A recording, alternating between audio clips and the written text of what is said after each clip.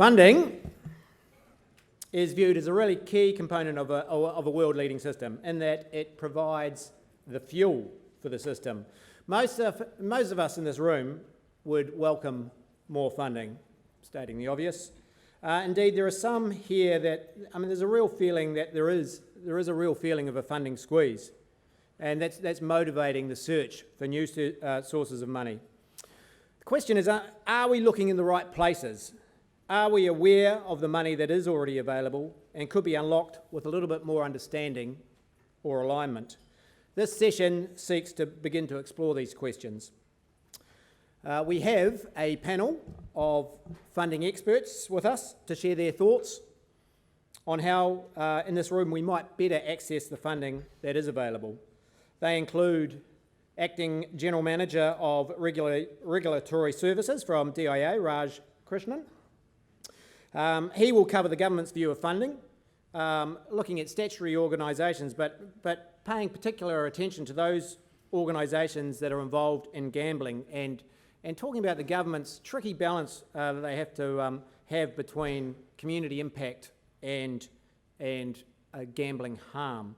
We have Martin Chair, the CEO of Pub Charity. He will address alignment to the changing world of gaming trusts, and that world is changing fast. We've got Raewynne Jacobs, the funding program manager from Foundation North, who will provide some thoughts about engaging with community trusts, really critical funders. And then we have Paul Allison, who is the CEO of Central Lakes Trust, who will introduce many of us to energy trusts and what role they play in the funding picture. Just like to acknowledge Paul in particular. He was going to come up yesterday but had some serious flight issues out of Queenstown, meaning he had to take a bus to Christchurch and fly up. So really appreciate the effort you've made to get here, Paul. So before handing over to these experts, I wanted to just share with you how the sport and physical recreation sector is funded and just provide you with some headline thoughts. No answers, but some thoughts for you to ponder on. So this is what you're pretty much most interested in, the money. A lot of you will be surprised that the sport sector actually attracts $2.6 billion annually of funding or services that would otherwise need to be funded.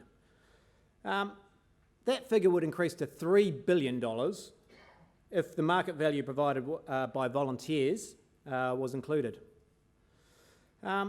So $2.6 billion, that is a lot of money. To put into context, Sport New Zealand's recent investment into community sport, $40 million, that equates to less than 2% of the money that actually flows into our system every year. So why is it that we're all feeling the squeeze? I guess part of the challenge maybe is for us to understand the current flow of funding and maybe where the opportunities for growth are. Importantly, it is also about understanding where funding is, where it's trending down, and what we might do to halt that slide. So here's a picture of funding. It's not 100% accurate, but it's close enough to give you a decent idea. And to use Peter Lorre's term, I think it's good enough to go. If anything, it's probably conservative. Actually, the money is probably higher than this, and it shows that money from national and local government, they're the biggest contributors. They provide $1.5 billion of funding or services that otherwise would need to be funded. And again, really demonstrates to us all, hopefully we already know that local councils are so critical to our sector. So yeah, I guess what you guys are most interested in, or some of you, is really, well, how can we monetize our sport? How can we actually get money flowing into our sport? So you'll appreciate services that would otherwise need to be funded are really critical, but you actually want to know where the cash is. So if you took out those services that would otherwise need to be funded, you're still left with $1.2 billion.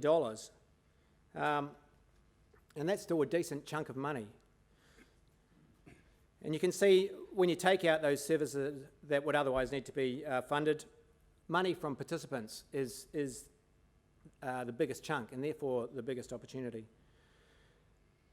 So we're going to be talking about that quadrant mainly. That's what our funding experts are going to be talking about. But just ahead of handing over to them, I just wanted to do a quick round the world with those other segments, and just to give you a few sort of headline tips, probably reiterating stuff that you've already heard today or previously, but I think that they are important messages. So looking first at national and local government and focusing on councils. Councils are the single biggest financial contributor to our system, and 700 million. Actually, that's, as I say, that's probably a conservative figure. It's probably more than that. So, what are the key messages when you are thinking about engaging with councils? I think there is, first and foremost, it's understanding the council that you're approaching.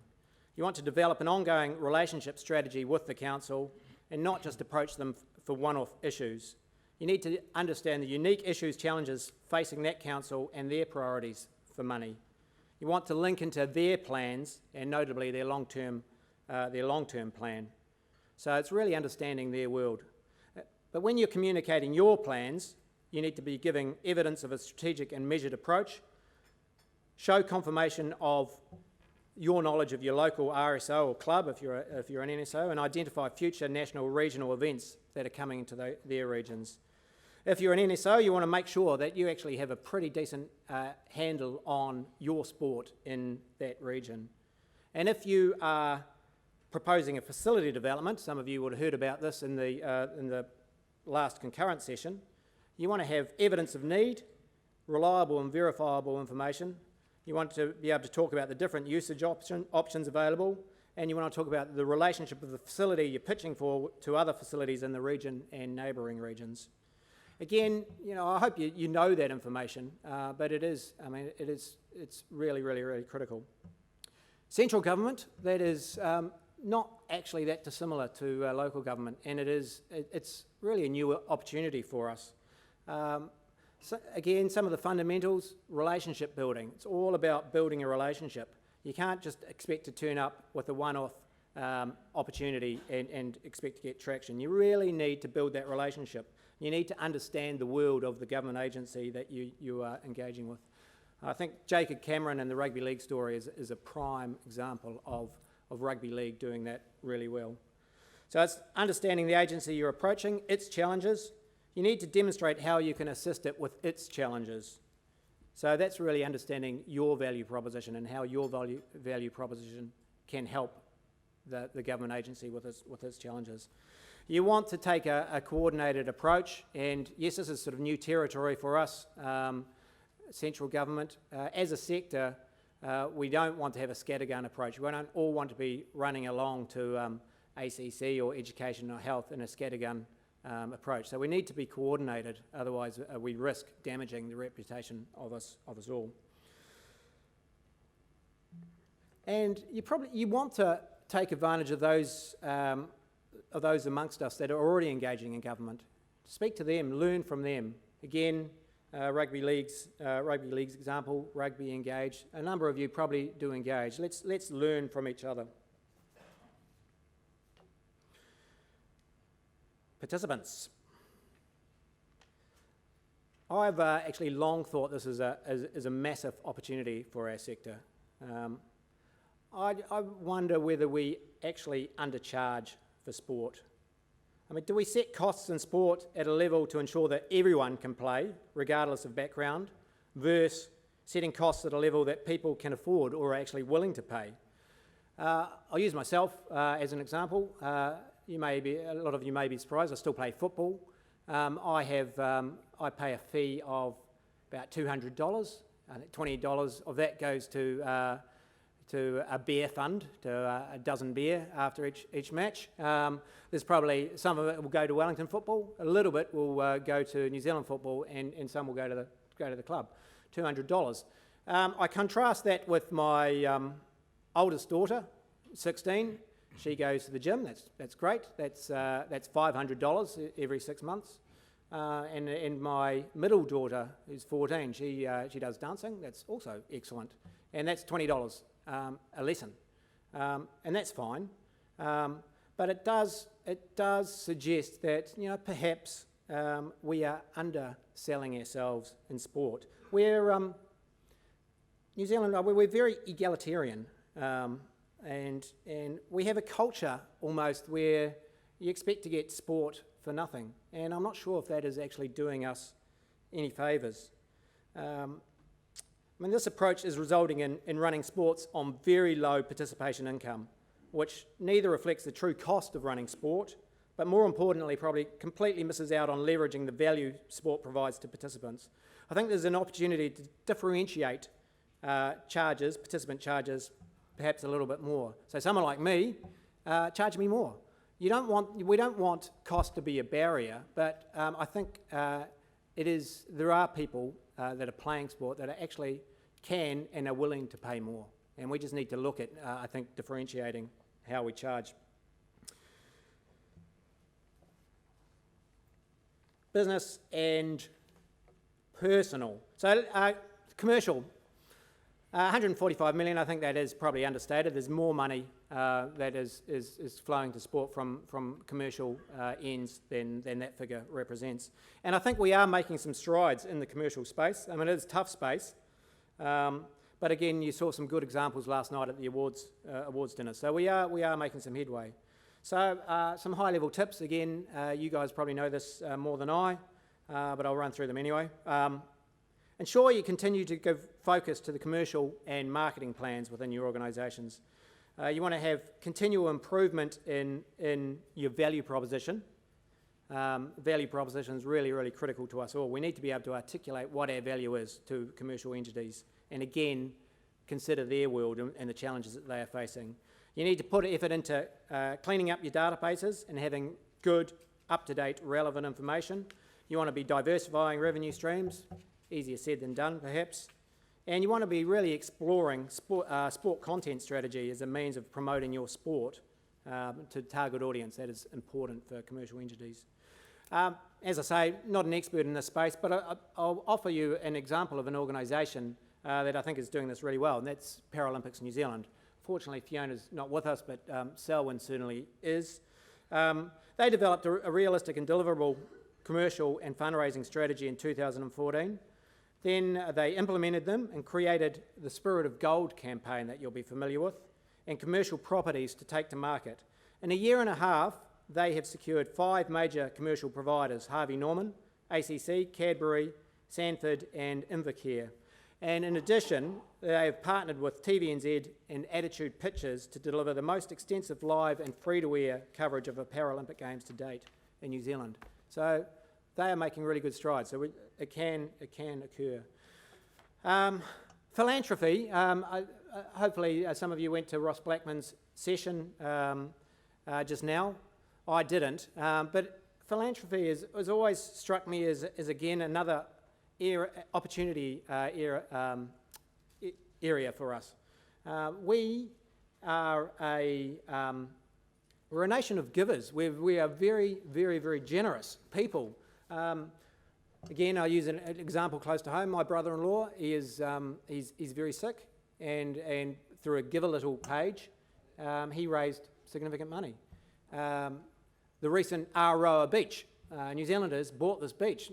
Not many of them will ever use the beach, but they were willing to contribute to the beach. So if we've got a good story, I think people will be willing to contribute to that story.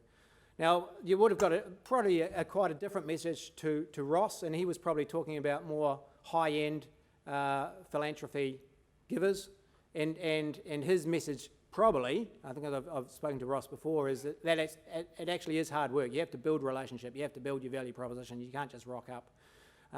And we actually absolutely should follow that. But I think in mainstream New Zealanders, we've got good stories to tell, so I think there is opportunities that we need to explore with everyday New Zealanders and their willingness to tap into their generosity to donate to good stories within sport.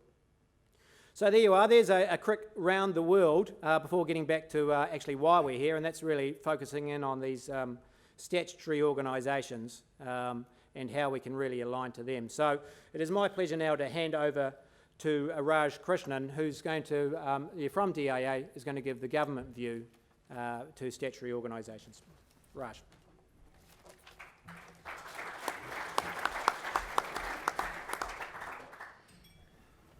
Thanks, Dave. Firstly, I'm really pleased to be here today to talk to you all about Department of Internal Affairs and our interests in community and community funding. I wanted to cover three areas: DIA's role in communities and community funding, the Class 4 gambling system. That's a technical term, but it is really about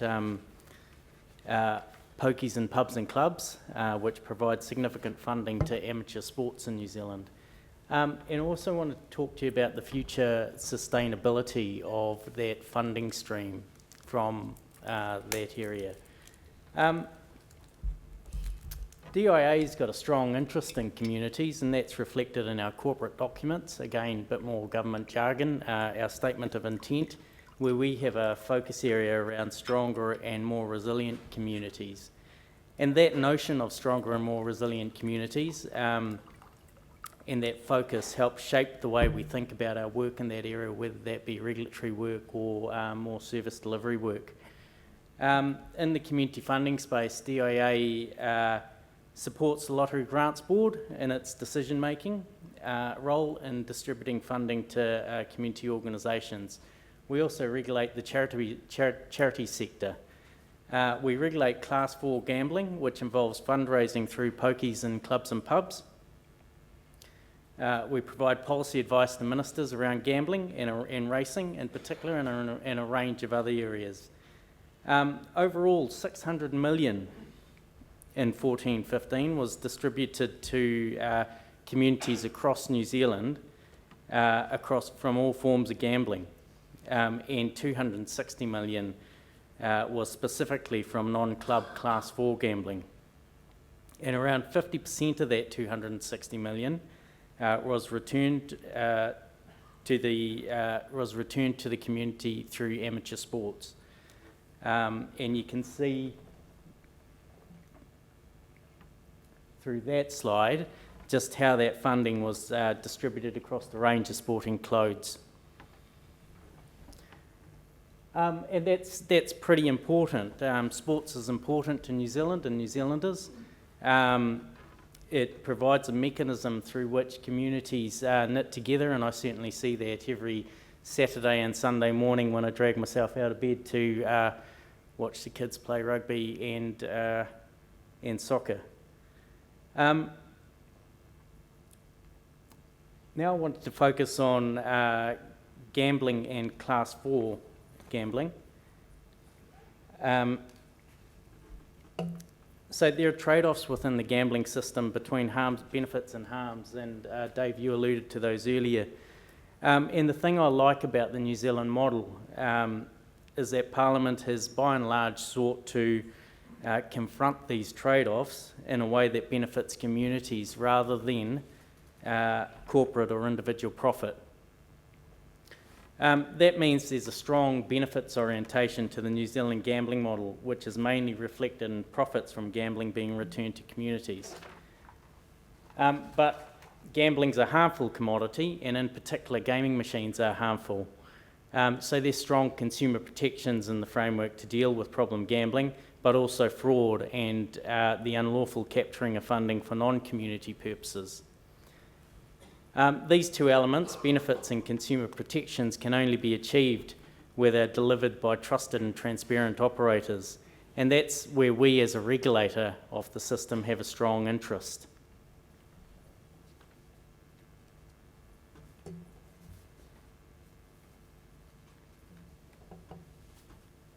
Class 4 system isn't necessarily easy to understand. It's a little complex there.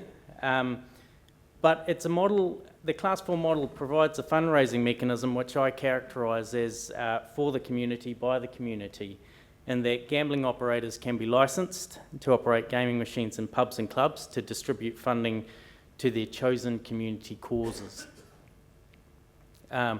This is a system that we as a department regulate. There are about 38 corporate societies like Pub Charity, which Martin's from, Lion Foundation, Infinity Foundation and NZCT, to name a few of the larger ones.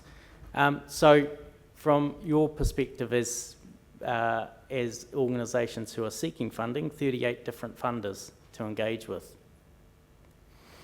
Around 280 clubs like the RSA, community clubs, etc., and obviously the New Zealand Racing Board.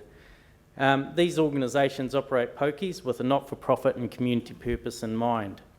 And within that system, we regulate for a safe, trusted and transparent sector that benefits communities, where the sector actively protects gamblers and communities from gambling harm, is respected by the public, is transparent and works with the regulator, and that's really important, and ultimately maximises gambling returns for community benefit, of which, as I've indicated, sports is a huge recipient of that funding.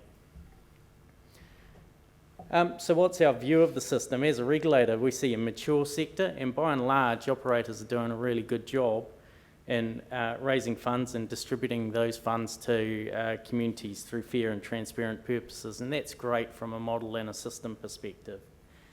But it would be remiss of me not to talk about the risks. There are risks.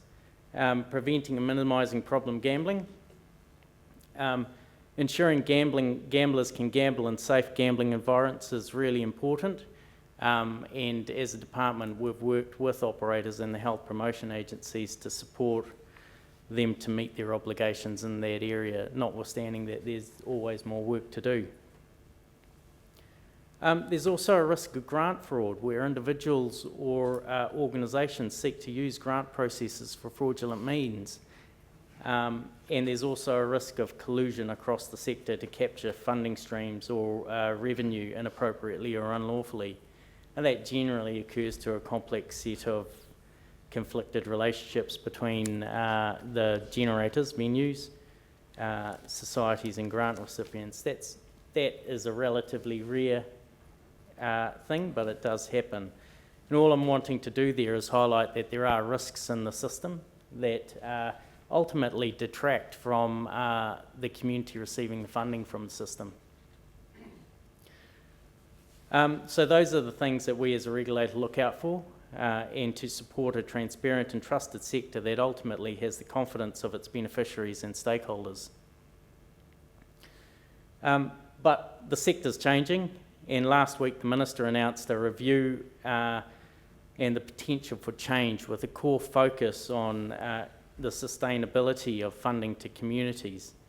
The initial stage of the review, which started late last year, found the sustainability of the sector and community funding from the sector was uncertain.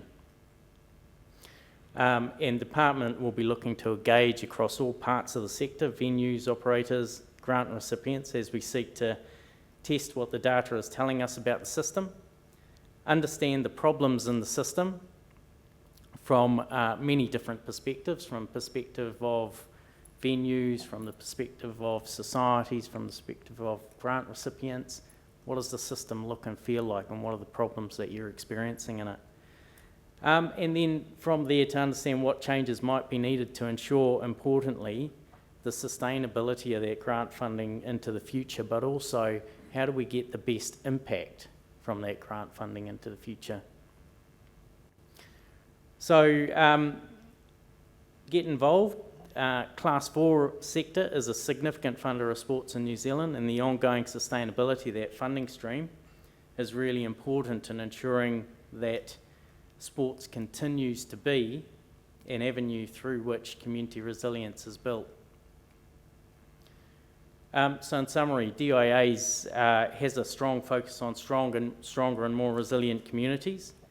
In Class 4, we regulate for a safe, transparent and trusted sector that benefits communities, and importantly, community-based sporting organisations receive about 50% of funding from that source. Finally, the Minister signalled a review of Class 4, and DIA will be engaging with all parts of the sector in the near future as we look to ensure the sustainability of that funding into the future. Thank you.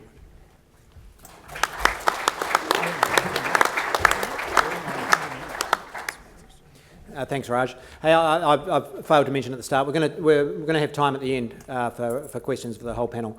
I now introduce Chief Executive of Pub Charity, Martin Chair. Well, good afternoon. We've got the death session after lunch on day 2 is usually a bit of a killer.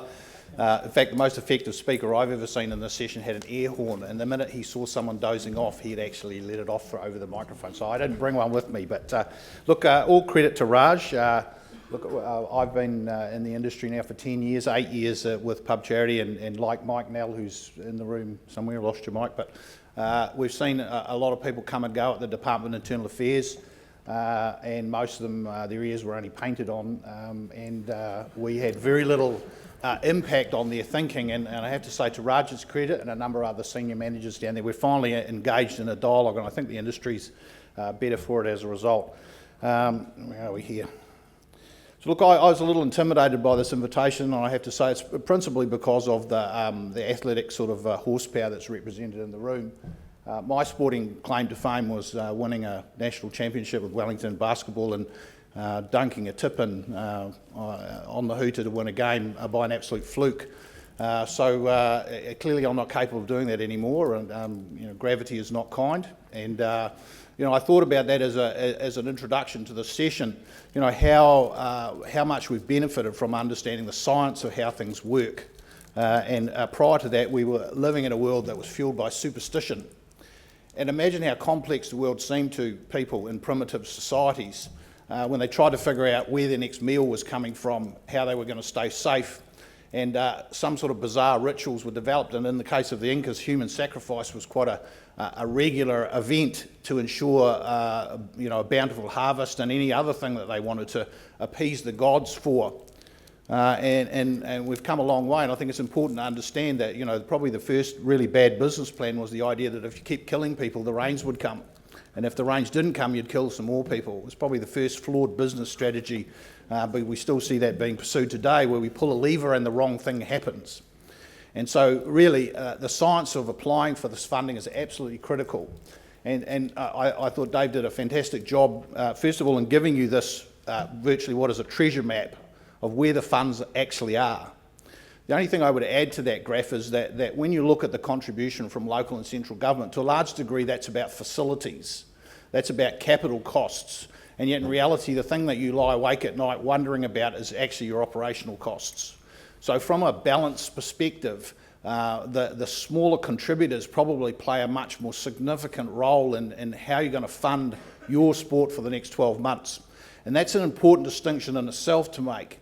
It's your job to understand the science of these organisations, where they're getting their money from, and how actually you're going to access that. And I think just that graph alone is a start for recognising you need 4 different strategies for 4 different sources. And if you haven't got 4, or you don't have a strategy, then you're back not far removed from the Incas and chopping people's heads off in the hope that for a bountiful harvest. What I would say is that any activity that's underwritten 75% by external sources that you don't control, that's a major risk factor. And it's something that Sport New Zealand really needs to consider. Gambling underwrites a lot of sporting activity.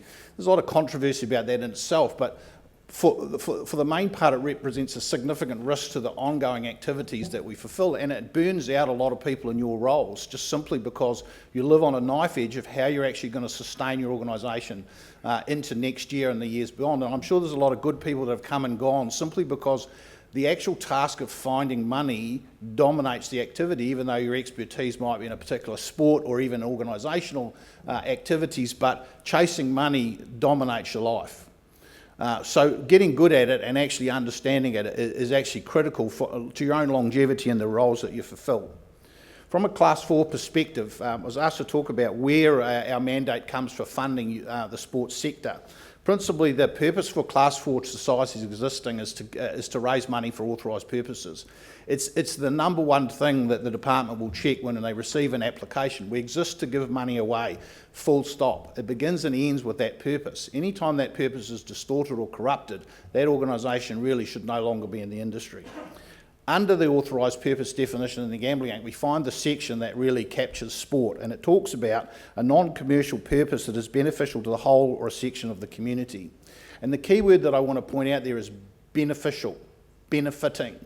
I can tell you when our Net Proceeds Committee consider applications, they don't look at the name of the applicant with any great value. They look at who's going to benefit from the funding. As societies, we're not the slightest bit interested in funding the ongoing existence of an organisation. We need to see through that organisation and see what's being enabled by the funding.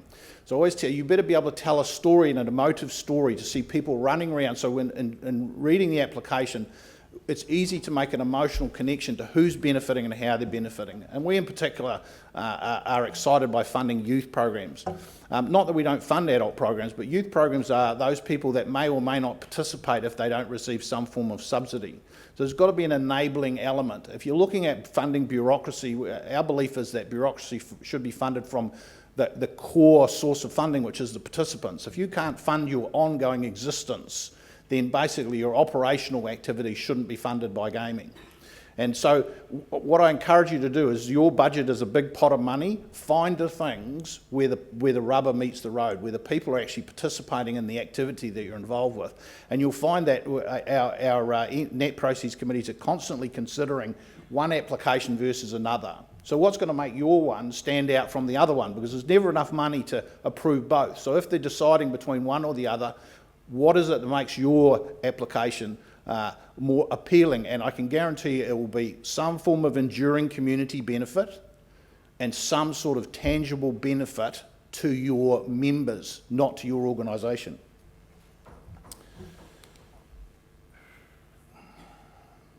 We face a number of key issues, and as Raj quite rightly said, around half of the money that's raised in our sector is passed on to you, so this effectively becomes half your problem as well.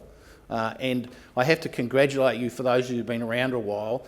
Our industry's become a bit of a political football in recent years, and when it was under attack from political sources, not public health sources, not community funding sources, not common sense sources, but political sources, we rallied people around and responded politically. And to a large degree, the funding stream that exists today is a result of the efforts that for a large part, your organisations contributed to, Sport New Zealand included. Because if that political threat had manifested itself, our industry would be half the size it is now, and our funding would be half what it is now. So if you think it's tough times now, if that one had slipped past, that would have taken out about half of the funding that was available from where we are now. So, and those threats haven't abated. We face a regime, a regulatory regime, albeit under review, as Raj meant, that was designed to be regressive. It was established in 2003 in response to the explosive growth of gaming that had devastated lotteries and devastated the racing industry from the perspective of how much market share that it captured. And the government responded in kind to their lobbying activities and drafted the Gambling Act with one purpose, and principally to decimate the gaming industry. And it's been quite effective in doing that. But the time has come where it's now time to actually stop kicking the patient and let them recover a little bit. And there's a sense in that, and Minister Dunn and senior managers at the DI, we might go, enough is enough. But the job is just starting, and there's some risks associated with that. So we've got a degraded and depleted infrastructure over the last 12 years since the Gambling Act was passed. We've had increased costs that's resulted from that, and there are some inefficiencies in the sector that haven't been addressed.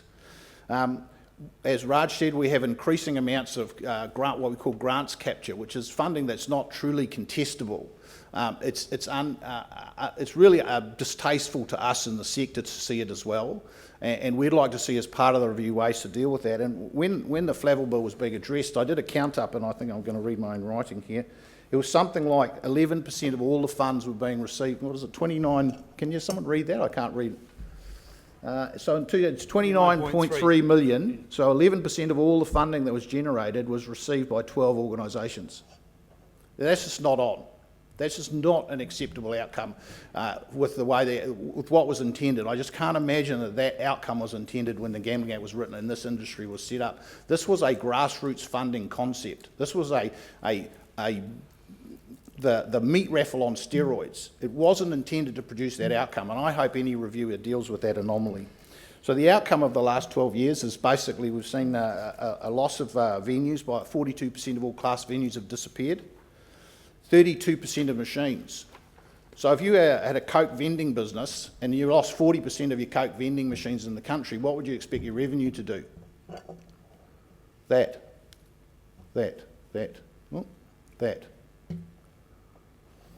it just goes without saying, infrastructure supports activity, activity supports revenue. It's the same way if you lose 40% of your players, you're going to lose 40% of your subscription revenue. It's just common sense. And yet there's some delusions around what's actually driving the shortfall in net proceeds. The number one reason is the decline in gross proceeds. If that's not arrested, then it's just going to continue on the trend that we're at. There's been some talk about stabilisation. You know, that in fact in the last 12 months it's come right by 1.5%. Well, there's been 8 out of the last 11 years has been a decline, a compounding decline that's produced that result of 40%. And the example there is the Titanic had a moment of stability before it went under. And you know, the bottom line is if you didn't address the principal problem with the Titanic, which is a gaping hole in a whole lot of water, then that ship is going to sink. The fact that it's sitting there quite calmly at the moment, and as you can see, the lights are still on, the band was still playing, people were talking, they were wondering when their rescue was coming, and before long it was under the water, broken in half, and I think 1,500 people died. So, you know, if you don't address the underlying drivers of problems, those problems are going to continue. You know, Einstein said the definition of insanity is to continue to do the same thing and expect a different result. That recovery is just purely economic, macroeconomic conditions. Retail spend is at a 7-year high, credit card debt is at a 7-year high, interest rates are at an all-time low. The money supply has expanded. We're a discretionary business, we're cash business. Of course we're going to see a recovery. Every other sector has, we would be no different. As far as trends are concerned, getting into specific advice about your funding applications, again on a macro basis, what we're seeing is a growth in local expectations about funding. Now that's problematic when you've got a federal structure like some of your organisations with a national sporting organisation broken into regions, where you've got a territory that doesn't align itself with a local government political expectation. And that's problematic. It's not always a problem, but organisations like NZCT apply their funds on a regional basis, so there's actually quite a nice fit there. But Pub Charity applies it on a local basis. And so that's problematic because you might be based in one area and have a large catchment area, but it's quite difficult for that to fit into a tier. So it's just not quite a good fit. It's problematic. And that pressure is increasing. So there's some changes coming in the regulations and they're not quite clear about how they're going to impact on those funding decisions, but there may be some impact. Here's the biggest piece of advice I've got for you though. First of all, know who you're applying to. You know, there's 38 organisations. I mean, there's really not that many that you'd be applying to for your type of organisations. There's a number of small societies, there's a number of one venue societies, but know who you're applying to. And that example I just gave you, the difference between Pub Charity's policy and NZCT's policy, that's an example where basically know those criteria that are being applied. Is it a pain in the backside? Absolutely. But the strength in that diversity. You know, you talk about human sacrifice. I mean, basically the Lotteries Board don't require a human sacrifice. They just require you to give up a few months of your time to fill out an application. Right, so the bottom line is know who you're applying to. That diversity is not one stop, one size fits all. That's actually the strength of this model.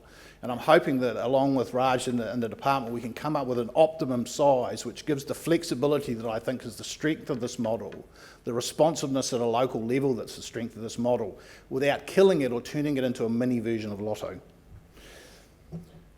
When people come to see me when they're in charge of national organisations, basically there are limits. I mean, our board tend to be quite consistent in what they fund. So if you've applied for and received $50,000 or $100,000 over the last 12 months, if you apply for that again, you'll probably get it, all things being equal. Right? If you apply for more, then you're going to trigger a response as to, should we give them more? Does this group deserve more? Right? And it quite often will default back to the same $100,000. So there's going to be finite limits for one source of income. So if your strategy is, I'm just going to get twice as much money out of Pub Charity or NZCT, you might be disappointed and frustrated. But what I say to people when they come and see me is, you need to think about the amount of money that's coming into your sport, not the amount of money that's going through your books. If you really own the sport and you care about the sport, not only will you become masters of your own balance sheet, but you'll help others tap into this source of money. And, you know, I said, look, you might, a national sporting organisation came to see me, the chief executive, and I said, look, you may be able to generate another $50,000 or $80,000 or $100,000 into your sport just by enabling people within your organisation to tap into this. And the way we provide our funding decisions, localised access to this fund, is probably your best chance of increasing the benefits available, and that'll take some pressure off. A national organisation said, we're running an event in Tauranga. I said, will there be a Tauranga club involved? Because they'd already had a substantial amount of money for a world event. I said, will there be a Tauranga club involved? They said, yes, there will be. I said, get them to apply. We have money in Tauranga. Do not apply as a national organisation. They got the money they needed for the Tauranga event. That wouldn't have happened. If they'd applied under the national body, they would not have got any more money. The national club applied and got the amount of money to run that event. They had to help the club apply, and we held them accountable for doing that. But there was a way to open up and actually look at things from a slightly different perspective and open up potential funding lines that weren't there before. So I just encourage you, from our perspective anyway, I can't really speak on behalf of the other trusts, but taking that approach and thinking about your sport from the bottom to the top, and not just about your own balance sheet, you're going to bring benefits to the people that you're supposed to be looking after far more effectively than if you just keep hammering away in your own organisation. So I've just got one last slide here. The Minister has called for a review. You can't really see, that's the Black Knight from Monty Python. At this point, his arms and legs have been chopped off. And he's, I don't know if you remember the movie, but he's just sitting there, come on then, come on, let's have a go. You know, and he's got no arms and legs left. We're not far off from having no arms and legs left. You know, 40% drop in revenue. We've been devastated as a sector. And like I said, we've become a political football, and everybody's come along and had a bit of a hack. And as stakeholders, you have an interest in the outcome of this review. And it's an opportunity and a risk, because all the nut jobs will come out of the woodwork, you can guarantee it. And they'll have a say as well. So we are a team. And I have to say, Dave and Sport New Zealand, they've probably been at the forefront of actually working with us as a sector. We give a lot of money to social services, the arts, conservation, heritage. We never ever see their ministers. Never ever. Because there isn't a Dave Adams, there isn't a Pete McSkimmon that are go-betweens, that are lobbying on your behalf. But you know, sometimes we have to marshal the troops. And you know, the thing is, we don't want it to get any worse. You know, the minister's sort of saying, well, I'm not going to let gambling grow any, okay? Well, we'll settle for just not letting it get any worse. There's not many limbs left to lose. So I appreciate your time. I hope you are the most sophisticated audience probably as far as accessing funds already, so I'm not sure if I could teach you much. Hopefully that's been helpful, and anytime you need some advice, my mobile number's on our website. Just don't hesitate to give me a call.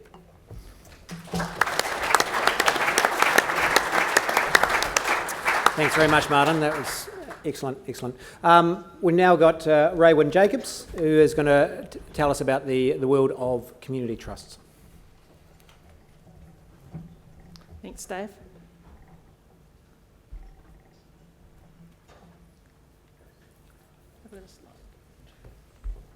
Seeing if I can get this technology working. Okay, anyway, I'll just start, and I'm not sure if you want to know my sporting pedigree or not, but my name's Raewynne Jacobs, and I'm the Funding Program Manager at Foundation North. I've been with Foundation North for 2.5 years. I'm not just from Auckland, actually I was with Eastern and Central Community Trust, working with the Community Trust of the Gisborne, Tairāwhiti, Hawke's Bay, Manawatu and Wellington area for 5 years. So I think I've had quite a bit of experience in terms of working with clubs, regional sporting organisations, national sporting organisations and the RSTs, and I still see my presentation hasn't come up. But that's okay. I think I'll just wing it because I know that we're going to be running short of time. So Foundation North, we were known as ASB Community Trust. We've been known as ASB Community Trust for 28 years, and I was going to show you our lovely new logo, but maybe we will get there still. Last year we rebranded as Foundation North. In the last 28 years we had a history with the ASB Bank, and that relationship with the bank actually came to an end last year, and so we were given the opportunity to rebrand and actually come up with a new name that actually reflected the work that we were doing in Auckland and Northland. So Foundation North was a fitting name for an organisation that is primarily delivering funding into Auckland and Northland.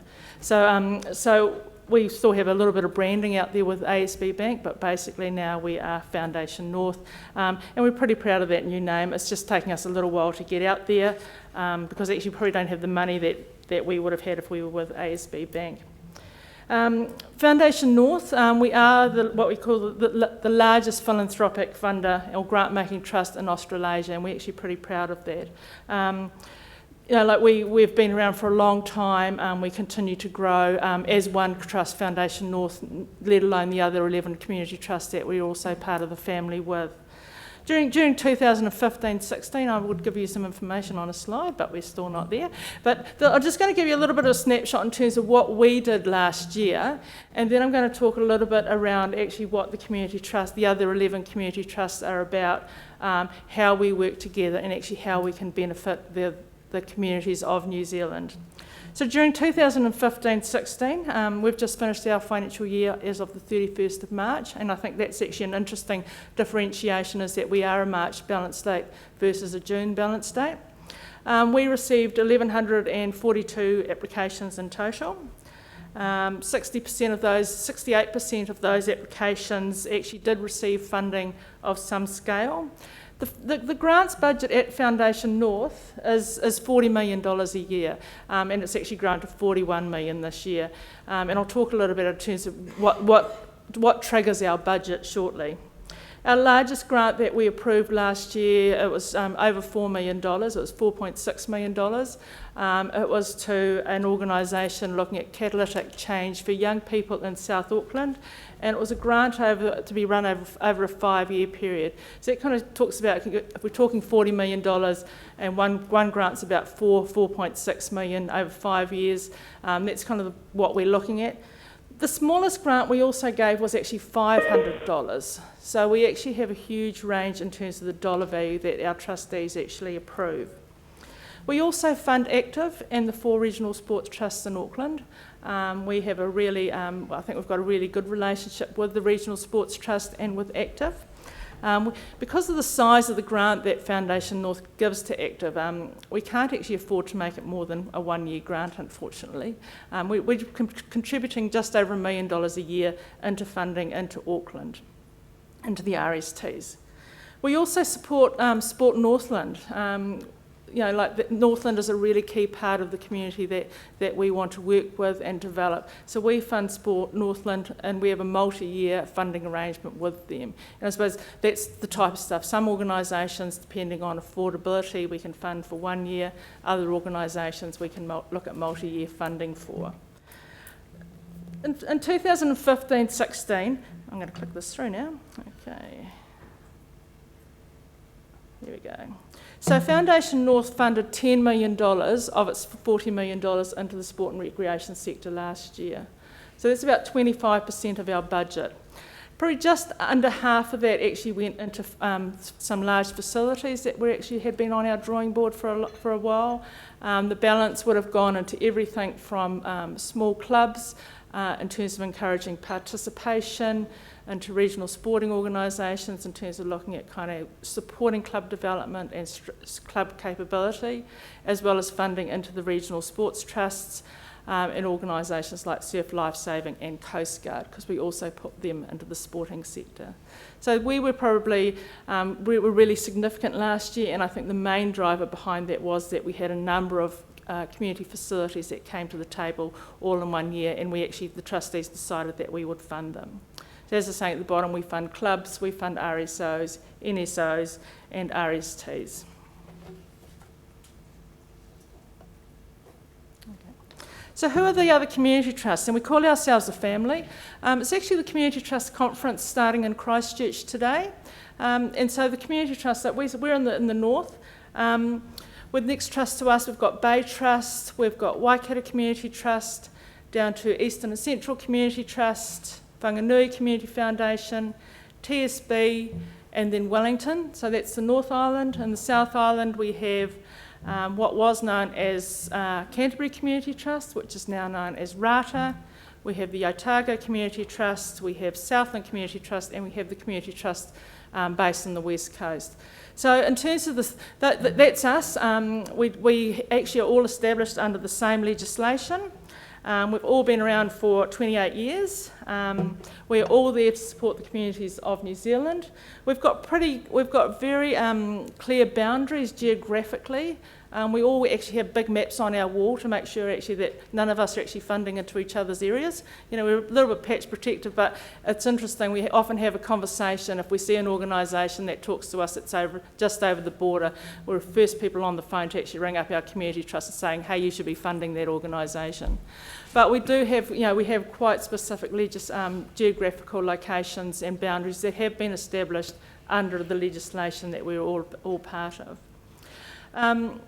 Our trustees are appointed by the Minister of Finance, so the appointment process for community trustees is similar to a number of other statutory boards that the government are responsible for, as well as they also appoint the lottery community members. So sometimes we will see members that are on local lottery committees or national lottery committees that are also trustees on community trusts. We are a little bit different in that some of us, we have different numbers of trustees. So up in Foundation North, we have 15 trustees. Some of the smaller trustees might have 9. When I was at Eastern and Central Community Trust, we had 12. So each trust actually is managed and governed in a different way, and just depends in terms of what the needs are there. So it's really important that you identify that each community trust is different. Trustees, in terms of how you communicate with trustees, they all have different ways of working. So it's really important that you actually get to know your local community trust that's actually operating in your area. We also like to think that we're independent of central and local government. We like to think that we work alongside central and local government. I was at one of our grants committee meetings in Auckland yesterday. At that meeting we had Gail Richards presenting to us. Now Gail is with Creative New Zealand, so it's a really interesting discussion that Creative New Zealand and Foundation North are having at the moment because of the impact of the reduced funding from Lottery Grants Board into the arts sector.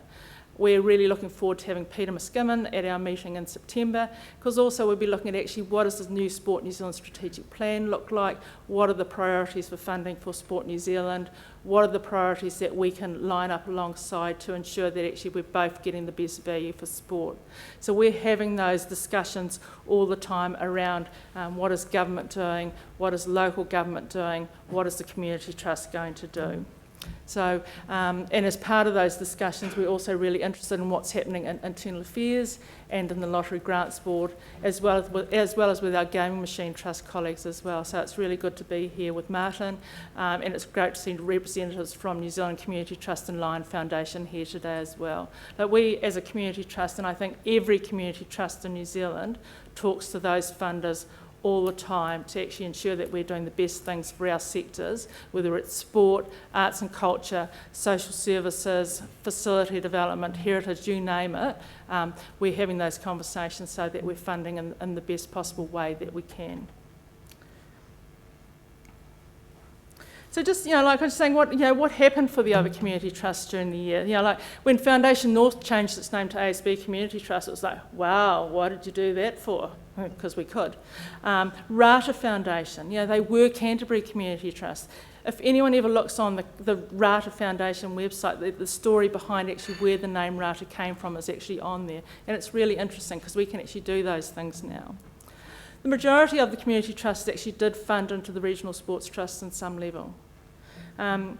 We all funded sport in some way. Some gave small percentages, some mostly around the kind of 10 to 12 to 15%. I think we're a bit kind of outside the norm last year because we actually put so much into facility development, and it wasn't planned to be like that. And I know it's definitely not going to be like that this year.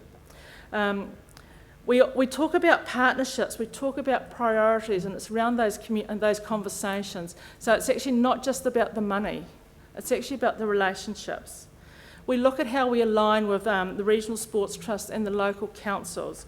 We look at sporting facilities plans. We look at feasibility studies. We want to ensure that any new project that's actually going to happen in our area where there's going to be a request for funding, we want to make sure it's had the best thinking behind it, the best brains, and that these projects are going to work, because we don't want to actually be left with a whole lot of white elephants at the end of this. So it's really important that actually, if you are looking particularly around facility development, that you engage with your local authority and you engage with your local, either whether it's your RSO, your NSO or your RST, in terms of making sure that you've got the right facility in the right place. So, as I said, we are aligning with other funders, so it was really good to see Dave's, the matrix there in terms of, who else is funding, what are the participants funding, what are business and community funding, what are the other funders funding. None of us can make any club or RSO or NSO or RST or facility work on our own, so we want to make sure that actually that we're getting the best model here. So we talk about collaboration, we talk about investments. And I suppose this is the language of community trust, and I think it's probably the language of another of other funders out there now as well. If you're looking at kind of what community trusts are funding, we are unique. Please go and have a look at our websites to see actually what each of the community trust priorities are. Some have percentage allocations, others just have priorities in terms of what they want to be funding. We're looking at, who's going to benefit, At Foundation North, we're about young people, we're about kids, and we're about old people. So actually I fit into the old people category really well now, so I'm pretty pleased. But actually we're not necessarily around, it's around adults. I think adults, trustees think, well, they can support themselves, but actually if we want to encourage kind of new participation, we need to actually get our kids active, we need to get our kids involved in whether it's through school programs or through club programs, or just doing something to actually get them involved in their community, getting them away from their devices. And it's also, older people have so much to contribute to their community, so it's actually enabling them to actually be out there and participating in their communities. So we look at numbers, we're looking at who's going to benefit, we talk about participation, and we talk about these things called sustainable community organisations, and that's really, really challenging in today's environment when there's so much pressure coming from so many organisations and actually everybody's after the same dollar. And that's actually all I've got to say, and thank you all very much.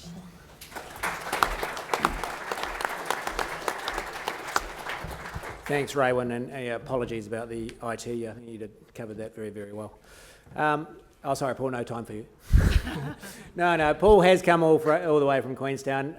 I've had a quick chat to John Allen, who's joined us, and he's okay that we run slightly over. So Paul Allison, Chief Executive of Central Lakes Trust.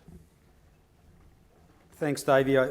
Ladies and gentlemen, it's great to be here, and I do apologise if I feel a little bit like speed dating. I know how Ben Stokes must have felt in the last over at the Cricket World Cup, because having to perform under pressure with very little time. So what I'd like to do today is just give you a very quick overview of energy trust sector and to maybe give you some insights and from a funding perspective on how things may be considered from a funder's point of view as opposed to an applicant's point of view. There was once a bloke who made this statement, which I thought was quite relevant: to give money away is an easy matter in any man's power, but to decide whom to give it to and how much and when, for what purpose and how, is neither in every man's power nor is an easy matter. It probably applies today, but it was an old bloke actually, a bloke called Aristotle back in 350 BC, and I think that does sort of show maybe and illustrate the conundrum that a lot of funding agencies face. In terms of the energy sector, here is the speed dating very quick overview, and I apologise for this, but I understand, Dave, this could be on the website for people that may want to look at this in more detail at a later stage. So Paul Collins, I couldn't help but put the Highlanders up here because I haven't been in Wellington since they last won the Super Rugby Championship, and there is some relevance to that shot at some stage. We'll get to that later. But there's over 20 energy trusts in New Zealand. The majority of these operate some form of electrical distribution network, and they have investments over $6 billion worth. Now, a lot of the trusts that are involved with these companies aren't involved necessarily with the day-to-day management, and yet the energy trusts have money available for community projects. So maybe if I could just summarise a couple and how they work. They're varied. Some are community trusts where the proceeds from the energy sales come back and they go to community organisations and fund community projects.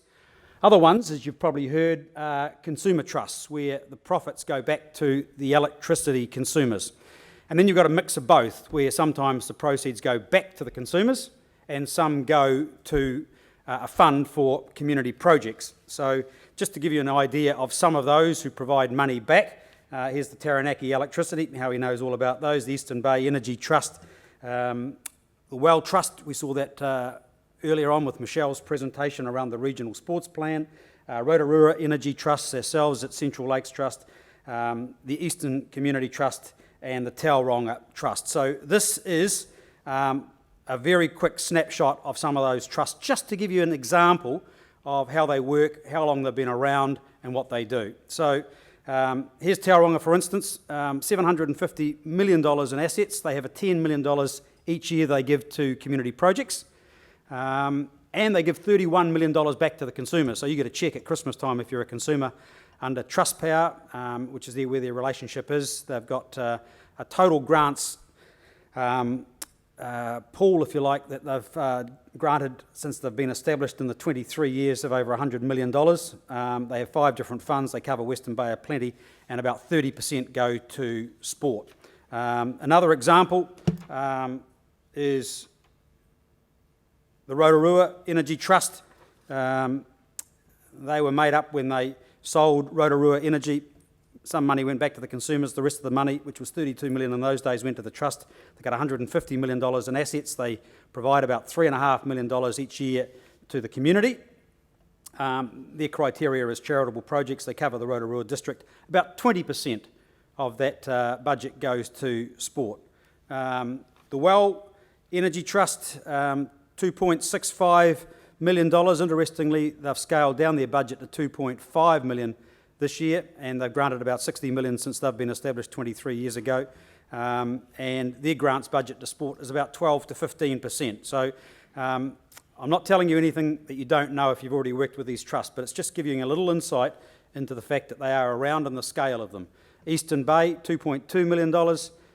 Eastland Community Trust, which Raewynne talked about before last year, just under $1 million to sport. Still can't get over this. It was exciting, so there is a link to it. The trust that I'm involved with has got a grants budget of about $6 million a year. We've got assets of $300 million, and we've got a population base of 41,000 people in the holiday season. So per head of population, we are the largest philanthropic trust in the Southern Hemisphere. We have got a lot less money than what Raewynne has, but we've got a lot less people to provide it to. Where do we get the money from? Well, we own a power company, which used to be a little sleepy Central Otago generating plant. They woke up one day and started to do a whole lot of other things, and then bought an offshoot of Meridian. They've developed a joint venture where they've got wind farms and bought a major generating plant in Bay of Plenty. And they bought Pulse Energy, which, here we go, sponsors the Highlanders. Told you there was a theme here somewhere. 51% of the Pulse Energy is now owned by Central Lakes Trust, and they have 55,000 retail customers. So our view is that we believe that not only are we a funding agency, but we are a lead agency, particularly around regional planning because of our scale, that we have a strategic position on certainly key areas, including sport, that we like to make funding based on outcomes, and that we're proactive, that we don't have to wait necessarily for the applications to roll in the mail. We're actually happy to fund front end. And what I mean by that is we'll invest into projects early on. You'll get so many people come to funding agencies with a whole degree of excitement, enthusiasm, and not a lot of reality and not a lot of business case. It's Bob the builder and Fred the plumber, the next door neighbour to the person who wants to do the job, has put together a feasibility study. We believe that we need to get the best experts around to be able to engage in that, to be able to provide some objective analysis and be able to get really good outcomes around the business side. And we'll invest in that side early.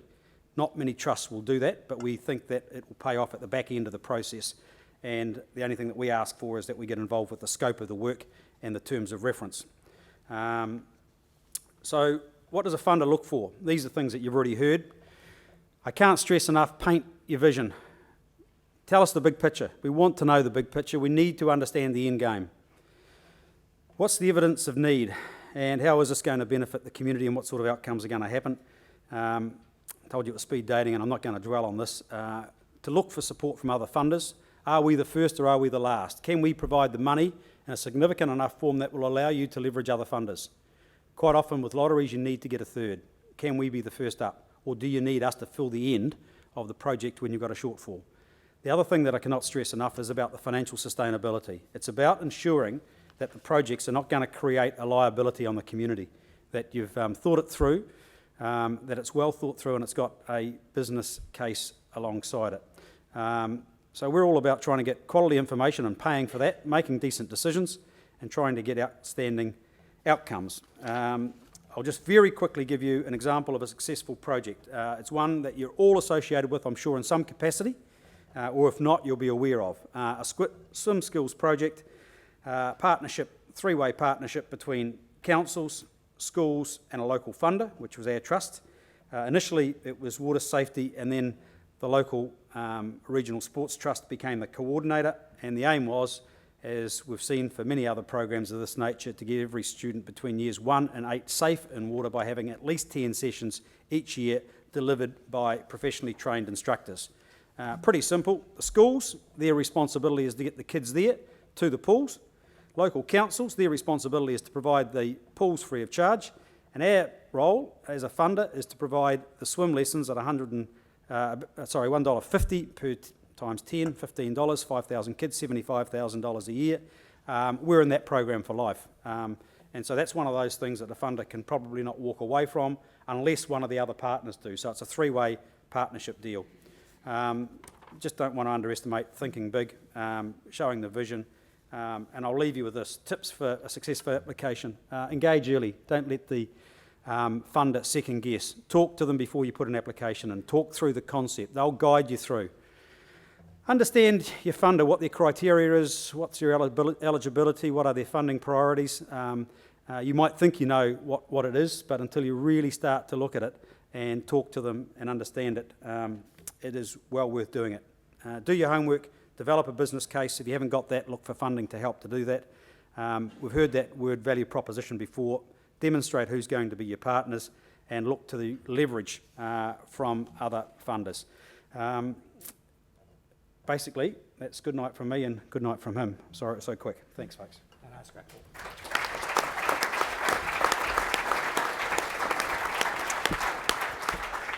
Thanks very much, Paul. We do have time for a few quick questions. If you have questions of the panel. Given the beneficiary and outcome model that you're all talking about, how come rugby is receiving twice as much as any other sport? It's not from our trust. Not from our trust.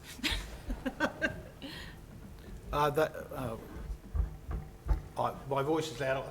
They have a couple of gaming trusts that are several that are where the union is the principal recipient, and those were the captured grants I was talking about, and quite legitimate under the Act as it stands.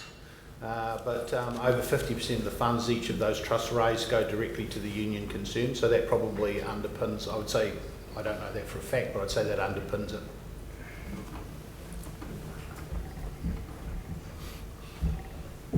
And we're not one of them. Andrew. So I guess a bit of a flow on from Robin's questions. It's a little hard to distinguish within that, what sort of proportion of the money goes towards active recreation as opposed to sport. And I guess, wrapped up in the facilities area, obviously there's components of that. Any idea, or is there any analysis of that? Like, for example, what goes towards infrastructure in the natural environment around tracks and trails? I think at an overall macro level, because you've got 38 different funders, particularly in that Class 4 space, it's really difficult to get a handle on the specific funding purposes that are funded, and so the data's not clean, if you like, in terms of what is exactly going where. We have some general categories, and so we know kind of where the general buckets are, but there's more work to do in that space across the funders to kind of really kind of get more visibility. And that's part of the transparency that I was talking about earlier, in that we want a transparent system that delivers confidence to communities. And so it is really important that communities know what the funding is being used for. Sport New Zealand has analysed the funding from the 4 bigger gaming trusts. So we probably do have that information, which I can share with you later. I don't know at the top of my head. One last question, Andy. How much alignment or how much weight do you give for regional applications to their national alignment? What I'm thinking is there's a lot of regional community alignment you've talked about as to where you raise the funds, but how much weight do you give to the fact that the NSO has said it's okay or it's not okay? I'm happy to kick this off. I think it's really important that if you can see the big picture, which I talked about in my last slide, it's a really important aspect. If you've got local communities out of step with where the national body's going, you've got to understand why it is, and unless they can provide a compelling business case of why they should be doing something else. And I think it's a responsibility of funders to actually do the homework and behind the scenes to find out exactly what the national body's big picture view is. So if we're not doing that as funders, I don't think we're doing our job. Not sure if that answers your question, but that's certainly the approach that I'd take.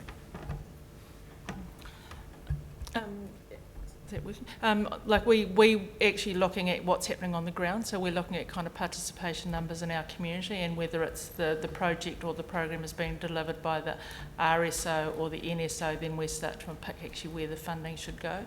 We're also we're really looking at it in terms of our relationship with our regional sports trust to actually provide us with some guidance in that space. I think the danger is that you can end up cutting each other's lunch. You know, we've seen that where applications come in out of sync, and all of a sudden we're looking at apparently doubling up of activities.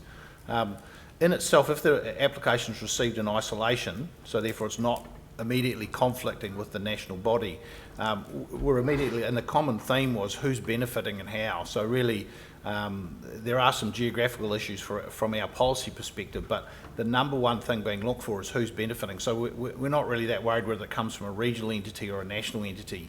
It's how efficiently is that actually manifesting itself as a benefit to those, not the organisation itself, but the beneficiaries, and that'll be the true test. But we come to bring organisations, the national body and the regional body together and say, you need to get your act together. And it's inevitably politics and not-for-profits, we understand that. And sometimes they don't work it out and they don't get any money. So it's the politics can be quite destructive if it's not sorted out. I think you've raised, probably a critical issue that is probably been the feature of the conversation today, and that the funding situation, the funding area is complex. You've got multiple causes, multiple entities with different levels of focus, both at very local and regional and national levels. And yeah, that's a challenge to work your way through, I guess. Some funding systems are very much designed by nature to drive to local levels. Others are more regionally oriented, and yet others are national. So as funding recipients, it's a bit of complexity to work through. Sorry, I'm going to have to cut that short. Can you please all join with me in thanking funding experts? Really appreciate your time.